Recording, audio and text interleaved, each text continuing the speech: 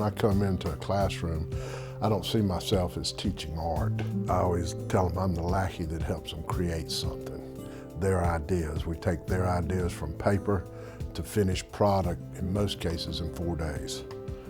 We ain't got time to fool around. We ain't got time to, be spending time talking. No, you're not gonna get to bring it in tomorrow. It's got to be done today, right now. And that focuses them. And they see how a product goes from conception to completion. And it gives them a taste of the real world. I started working with Bob in the mid-90s, and the first time I worked with Bob, we worked with clay with the students. And after that wonderful experience, he suggested that we could do other projects as well. And we sprung into working with the stainless steel to create sculptures for our school and our community. And the projects themselves will be here for years and years on end, and the experience will last with the students as well.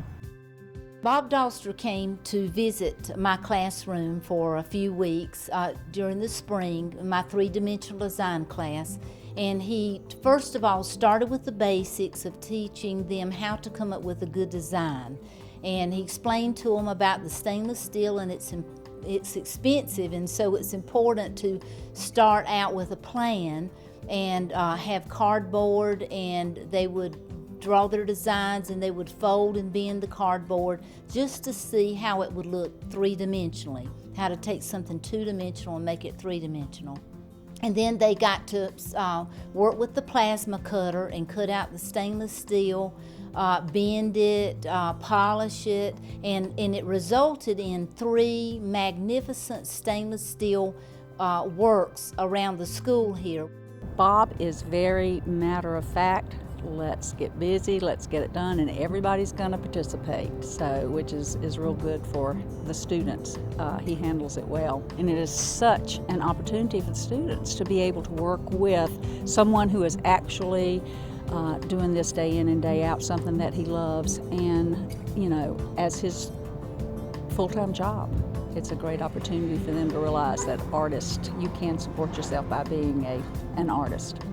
I want them thinking, I want them to be creative. I don't try to put any limits on their creativity. We may have a theme we're working with, and so we'll give them a theme to work with, and I don't generally show them a lot of other work because you'll tend to think that's what they want or what I want, and so they'll try to do that. I mean, that's just natural that people do that, but I'd rather they come up with something on their own, and they always amaze me.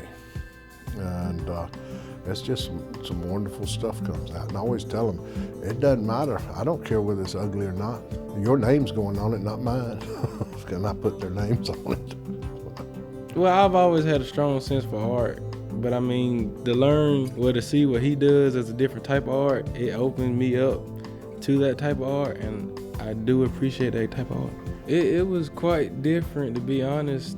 I mean, I always seen like the stainless steel sculptures and wanted to meet somebody that actually does it, and for him to pick mine to do a bigger one of it, it was pretty amazing. I was amazed. I come away, looking at what they've done and just seeing the looks on their faces.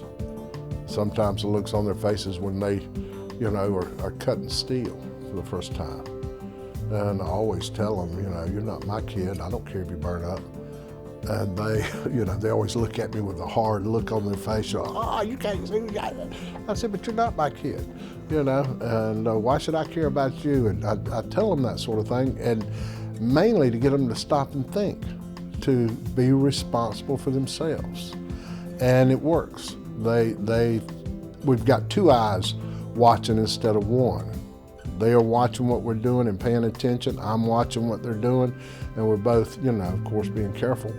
And but it does. It calms them down. They pay closer attention to what I'm saying, and so, I like to fun with them like that.